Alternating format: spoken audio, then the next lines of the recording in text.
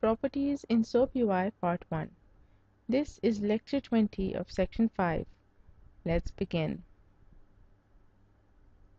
In this lecture, we will be studying about properties at different levels, about custom and project properties, deciding levels for properties, practical usage and importance of properties, setting properties manually, handling properties at all levels with Groovy, different ways of reading properties in Groovy, property expansion using Groovy or context variable, followed by a quiz in the end.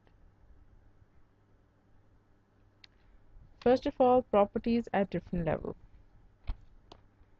A property is a name string value that can be accessed from a script, a property transfer, or a property expansion references. In SoapUI, we have different levels at which we can define or find the properties within the project hierarchy. In the test case, this specifies the properties associated with the current test case. This property can be used by all the subset, that is test step and script, of the test cases. It is for handling test case scoped values and can be seen as arguments to a test case. The TestSuite level. This specifies the properties associated with the current test suite. This property can be used by all the subset, that is test case, test step, and script of the test suite. And they can be seen as arguments to a test suite. Then the project level properties. They specify the properties associated with the current project. This property can be used by all the subset, that means the test suite, test case, test step, and script of the project. For example, a subscription ID. This is there for handling the project scoped values. Then we have the global properties. This defines the properties associated with installed version of SoapUI. These properties can be accessed across the project, test suites, test cases, and so on, and also optionally from an external source. Custom and project properties. Project properties specify the properties associated with the current project. Basically, we can broadly categorize properties as default and user-defined properties. The default properties, we can change the values of these properties, but not in every case, and we can consume them as needed. So they are the set of properties which comes by default with every SoapUI installation. Then we have the custom or the user-defined properties, which can be used to make the testing simpler and less time consuming by directly updating the property values without updating each individual request. So these are the set of properties which the end user defines as per his requirement. It can be used as a temporary storage for validating the end result of any test, like an assertion. Now, when these properties are associated in SoapUI at different levels, they provide different details. So they are very useful. Which brings us to the practical usage and importance of properties. Properties are a central aspect of more advanced testing with SoapUI. In regard to functional testing, properties are used to parameterize the execution and functionality of your tests. For example, properties can be used to hold the endpoints of your services, making it easy to change the actual endpoints during the test execution. They can be used to hold authentication details, making it easy to manage these in a central place or maybe in an external file. And they can be used to transfer and share session IDs during test execution, so that multiple test steps or test cases can share the same sessions. So hence they are of a lot of importance. Setting properties manually. How do we set properties manually? You will often want to manipulate properties within your scripts, either those that are built or those that are custom properties, which later can be set on the following objects in SoapUI, that is projects, test suites, test cases, mock services, and the properties test steps. So this is how we set properties manually. We have an object and we use that object set property value method, and we assign the name and value to that property. This is how we set the property. Or we can access the properties by indexing it with its name and using dot value and assigning it a value. So this is how we set properties manually. Handling properties at all levels with Groovy. The general format for reading the default or custom property values is this. You have a $sign, then you have a curly bracket, then you have a hashtag, and then you have the level name, as in global, project, test suite, test case, test step. And then you have hash, and then you have the key, you have the property name. So this is the general format for reading the property value. So we have, for example, if we have a global property, the syntax is going to be simple curly brackets and global property name. If we have a project property, which is the next level, then we use the same format and write hash project because that's the level name and hash the property name. Similarly, test suite, we write hash test suite and then hash property name. In the case of test case, it's going to be hash test case hash property name. And test step or properties file, we'll write hash properties file name hash property name. Now we'll have a look at how this is created and how this is shown in the tool also. Now in the tool, you just open the web service request where you want to call the available property, and then you right click on the screen. Then you navigate to the get data. You go to the get data item in the context menu, and then you select the required property. Now as we go to the get data get data menu, we can see a number of properties, number of levels, and the available properties at that level. Where there is no property, it asks us to create a new one. And you can see various properties which are already defined. So for example, if you want to create a project level property, we already want to use a project level property, so we use that property trial, click on it, and this is what comes: $hash project and trial. Similarly, if you want to create a new test suite property, you specify the name city property and you have a value of that.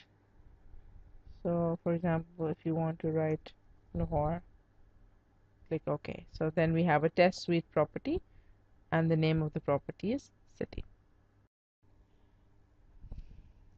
Different ways of reading properties in Groovy. Groovy script can be used in two places inside SoapUI: in the Groovy script test step and in the script assertion. Now, reading property values from a script is rather straightforward. To get a property value, you first need to get hold of the containing object and then use the get property value method. For example, this code can be used to read the test case level property from Groovy script test step. Get hold of the context.testCase object and then use the get property value. Similarly, this code can be used to read test case level property from the script assertion. That you use the test runner object and then you go to test case level and then you use get property value. Additionally, we can read the property value from the test suite level as well as the project level in the similar way. For example, this code is used to read test suite level property, testrunner.testcase.testsuite.getPropertyValue, and similarly, this code is used to read the project level property. You use the test runner object, go to testcase.testsuite.project, and then get property value. Property expansion using Groovy or context variable. SoapUI provides a common syntax to dynamically insert or expand property values during processing.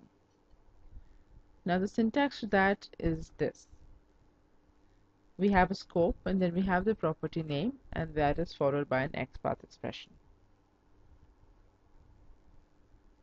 Now in this case, the scope could be any one of the following. It could be a project, which references a project property, a test suite, which references the test suite property, a test case.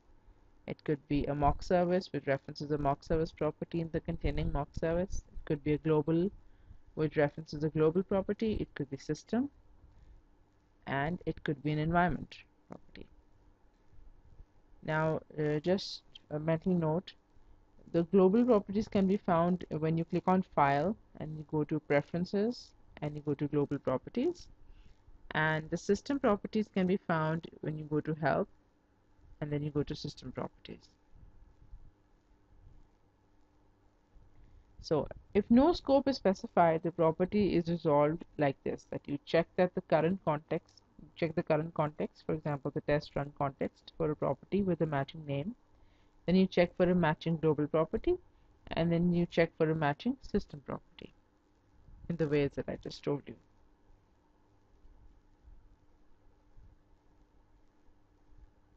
Also a test name. So if the property further includes an XPath expression, this will be used to select the corresponding value from the reference property value, which must contain an XML. For example, the following example could extract the author value from the preceding response, with which would first get the response property of the search request step, and then select the value of the first item's first author element. Note that the namespace prefix must match those used in the response message, otherwise the expansion will fail. NS1 in this case. As you can see, there is no way to access properties outside of scope. That is, you cannot access a property in another test case from within a test step. Now, this is a deliberate restriction aiming to reduce dependencies between items. If you need to transfer values between, for example, two test cases, you should use the containing common test suite or project as an intermediary. The first test case transfers to the common parent using a property transfer or Groovy script. The second reads from the same parent. In this way, there is no direct dependency between the two test cases, and the value supplied by the first test case can be supplied by another source, a test step or a script, or statically.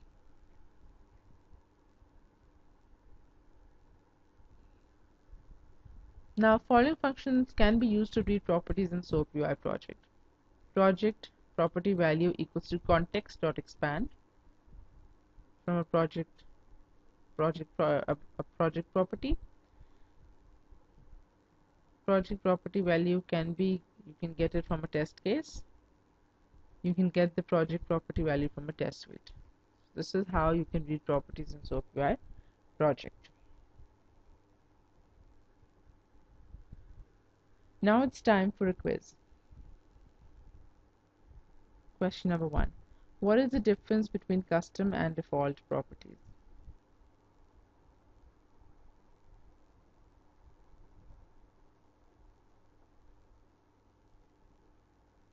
Question number 2. What is the general format for reading the default custom property value?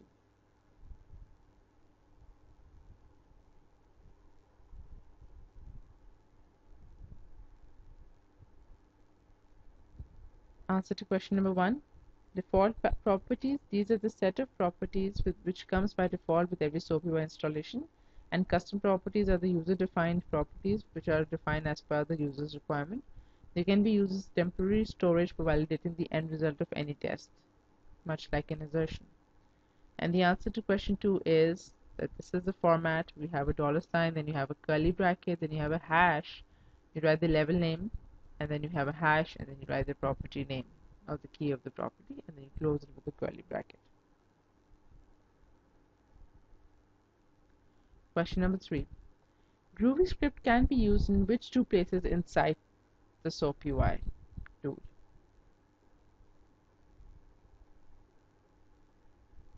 And question number 4. Mention one practical usage of properties.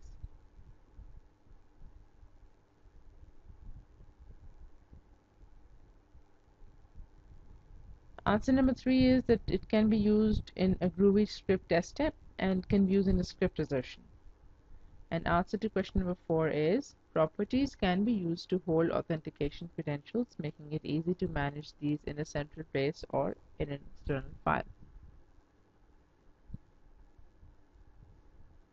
That is the end of the quiz, and it's also end of lecture 20. Thank you.